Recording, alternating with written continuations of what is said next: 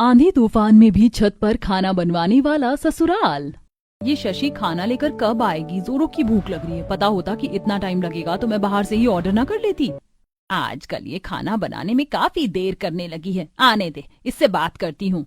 इस परिवार ने तो मेरी नाक में दम करके रख दिया है। खाना बनवाना छत पर है लेकिन खाना नीचे घर में है। अब भला इतना सारा खाना बर्तन लेकर अकेले मुझे नीचे जाना पड़ता है।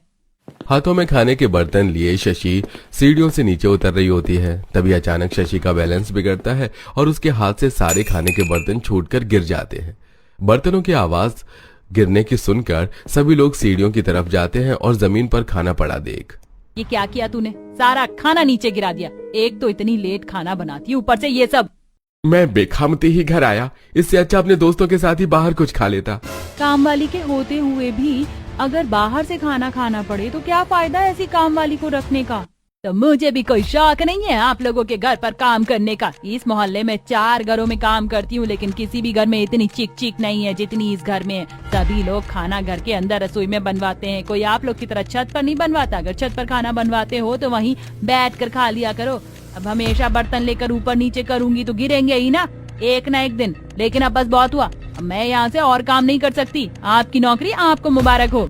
घर वालों को सुनाकर नौकरानी शशि काम छोड़कर निकल जाती है। ये देख, मुश्किल से काम वाली मिली थी, ये भी गई। अब नई काम वाली मिलने न जाने कितना समय लगेगा। क्या करें हम? माँ मुझसे तो कहना मत खाना बनाने के लिए। कॉलेज से ही काफी थकी हारी आती हूँ तो मेरे भी तो जोड़ों में दर्द रहता है। मैं भी खाना नहीं बना पाऊंगी।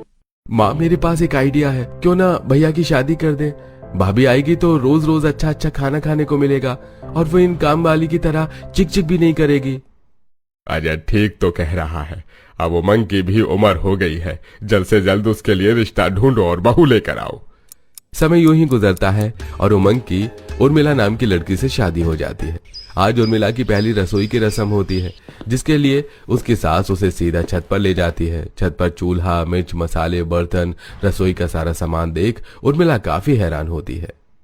ये क्या माँ जी, आप लोगों की रसोई तो छत पर बनी है। हाँ बहू, हमने रसोई छत पर ही बनवा दी थी। खुले में खाना बनाना सही रहता, वरना 4 दीवारी में घुटकर खाना बनाओ तो खाना भी ठीक से नहीं बनता और खुद को भी तकलीफ होती है। और देख, यहाँ तो अपने पानी का नल भी लगवा रखा है। चलो अब खाना बना लो, मैं भी घर का बाकी का काम निपटा लेती हूँ। इतना कहकर शीला नीचे चली जाती है तो वहीं उर्मिला अपने ससुराल की छत वाली रसोई देखने लगती है। वैसे माँ जी कह तो ठीक ही रही थी। 4 दीवारी में खाना बनाने से अच्छा है कि खुले में खाना बनाओ। ऊपर से आजकल तो धूप भी नहीं है, ठंडी ठंडी हवाएं चलती हैं तो आराम से खाना बना लूंगी। शुरुआत में तो उर्मिला को अपने ससुराल की छत वाली रसोई से कोई भी दिक्कत नहीं होती। ठंडी ठंडी हवा में उर्मिला आराम से सबके लिए खाना बना लिया करती। लेकिन अब जैसे जैसे दिन गुजरते हैं वैसे वैसे उर्मिला को ये छत वाली रसोई कहीं न कहीं परेशान करने लगी थी। ये लोग खाना तो छत पर बनवा लेते हैं लेकिन खाना इन्हें नीचे ही चाहिए होता है। अब इतने बड़े बड़े बर्तन लेकर बार बार नीचे उतरो। ये लो, मैं मिर्च लाना ही भूल गई। अब वापस नीचे जाओ। छत पर रसोई होने की वजह से हर छोटी बड़ी चीज के लिए बार बार उर्मिला नीचे से ऊपर कई चक्कर लगाने पड़ते हैं। मौसम तो ठंडा ही रहता है तो क्यों ना आप सब लोग छत पर खाना खा लिया करें।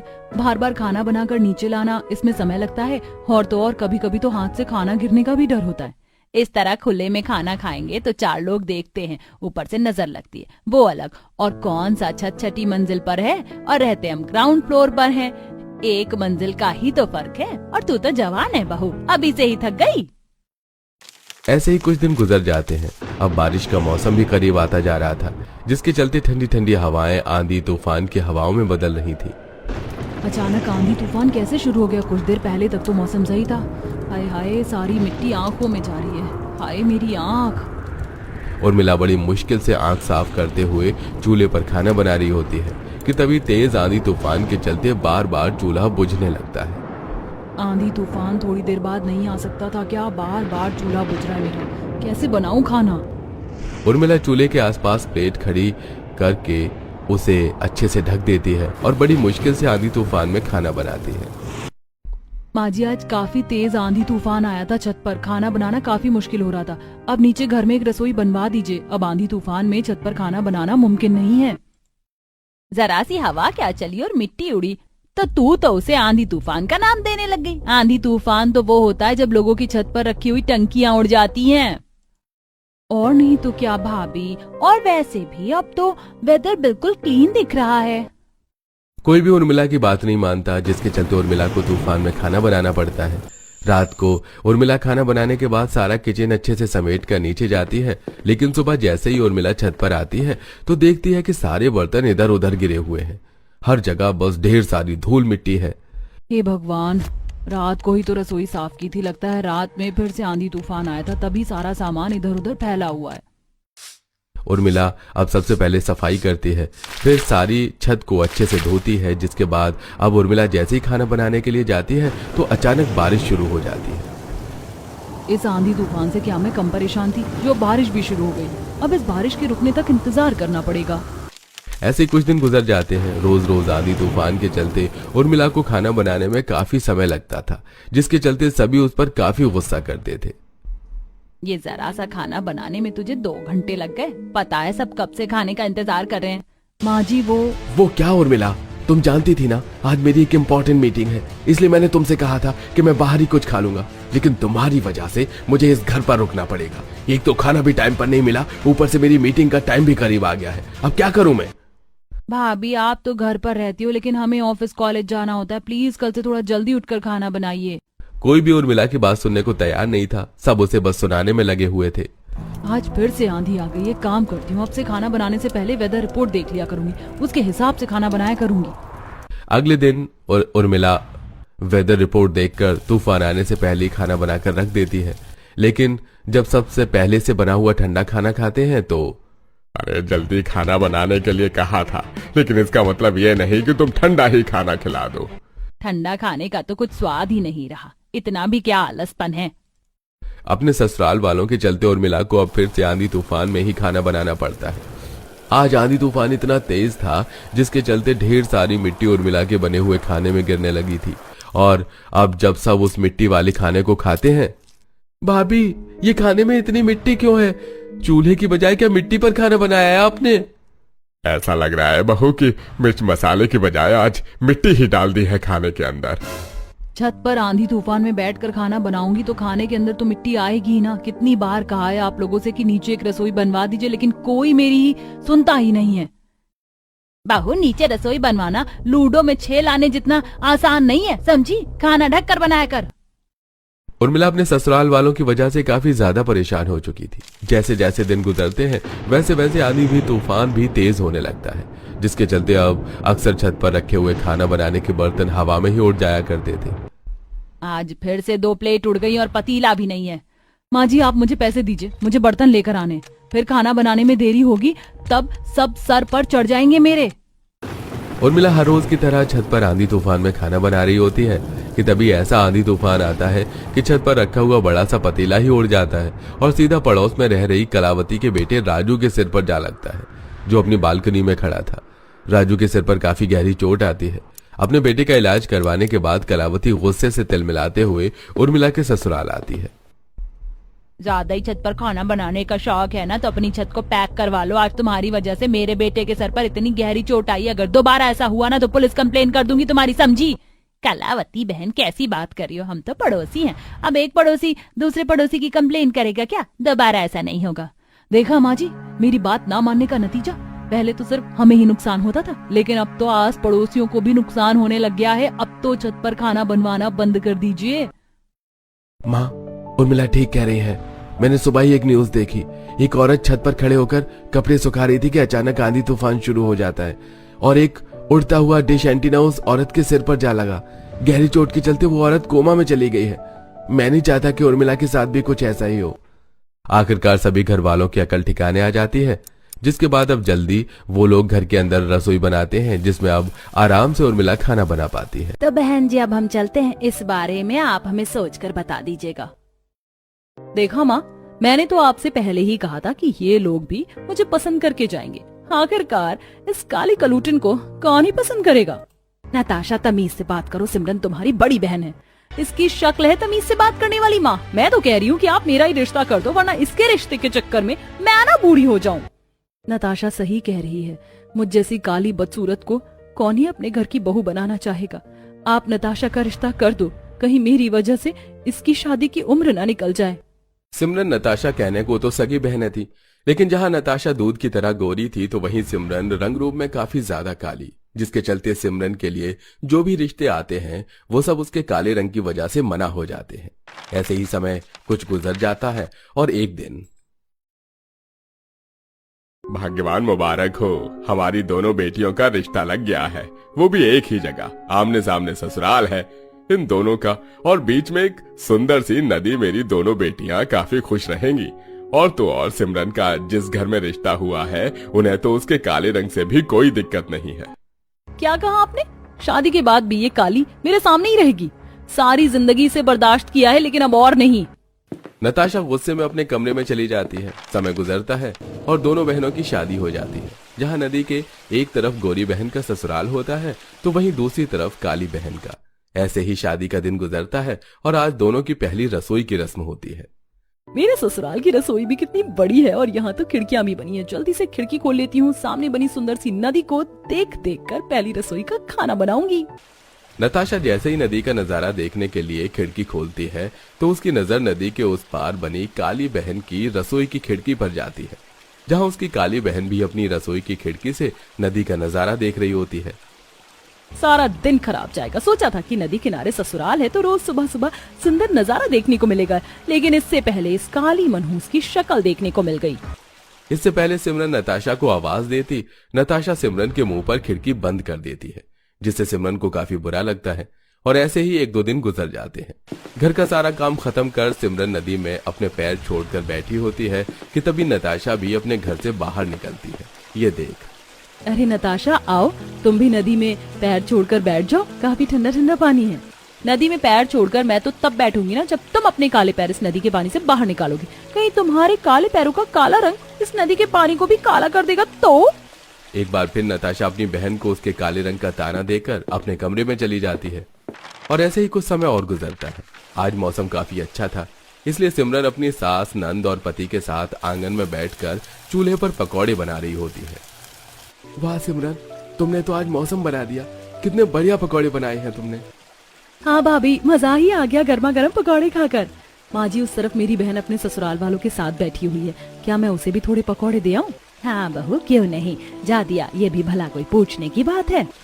नदी को पार करने के लिए पास में एक छोटा सा पुल बना था। सिमरन गर्मा गर्म पकौड़े लिए पुल पार करके अपनी बहन नताशा के पास जाती है। आज मैंने सबके लिए पकौड़े बनाए थे तो सोचा आप लोगों के लिए भी ले आऊं। खुशबू तो काफी बढ़िया आ रही है। माँ जी, सिर्फ खुशबू ही बढ़िया आ रही है, खा मत लीजिएगा, कहीं इस काली कलूटन के हाथ के बने हुए पकौड़े खाकर आप लोग काले हो गए तो। नताशा, ये तुम क्या कह रही हो? जो कह रही हूँ ना सही कह रही हूँ। किसने कहा कि मेरे ससुराल वालों के लिए पकौड़े लेकर आओ? चुपचाप से पकौड़े लो, निकलो यहाँ से।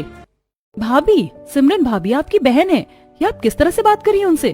तुम तो चुप रहो श्रेया, बचपन से मैं इसे झेल रही हूँ, तुम नहीं। और तुम खड़ी खड़ी क्या देख रही हो?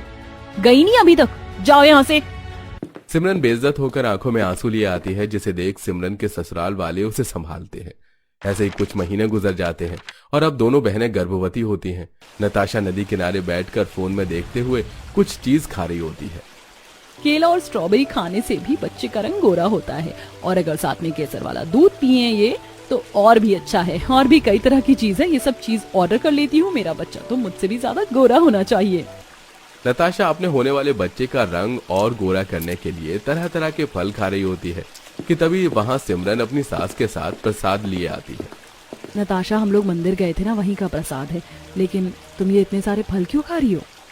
इन सबको खाने से होने वाला बच्चा गोरा होता है और मैं चाहती हूँ कि मेरा बच्चा भी गोरा हो। मैं तो कह रही हूँ कि तुम भी ये सब खाना शुरू कर दो ताकि तुम्हारा बच्चा तुम्हारी तरह काला ना पैदा हो। बच्चा काला हो या गोरा, उसकी माँ के लिए वो उसका लाल ही रहता है। अगर मेरा बच्चा भी काला हुआ तो मुझे इससे कोई फर्क नहीं पड़ेगा, मैं उसे तब भी प्यार करूंगी। लेकिन मैं ऐसी नहीं हूँ, मैं जितनी गोरी हूँ मैं चाहती हूँ मेरा बच्चा उससे भी ज्यादा गोरा हो, बहुत खूबसूरत हो, समझी? और तू अपनी ये काली शक्ल लेकर बार बार मेरे सामने मत आया कर, कहीं तेरी काली शक्ल देख देख कर मेरा बच्चा भी काला हो गया तो। एक बार फिर नताशा सिमरन को उसके काले रंग का ताना देने लगती है और ऐसे ही कुछ हफ्ते और गुजर जाते हैं। आज गर्मी काफी ज्यादा थी तो इसलिए सिमरन और नताशा के ससुराल वाले नदी में ही नहाने लगते हैं, जिसे देख नताशा, मेरी बेचारी बहन, तेरे नहाने का कोई फायदा नहीं। तूने वो कहावत तो सुनी होगी ना कि कौवा कितनी ही देर पानी में क्यों ना रह ले, लेकिन वो हंस नहीं बन सकता। हद होती है बहू, तू क्यों बार बार अपनी बहन को इस तरह ताने देती है?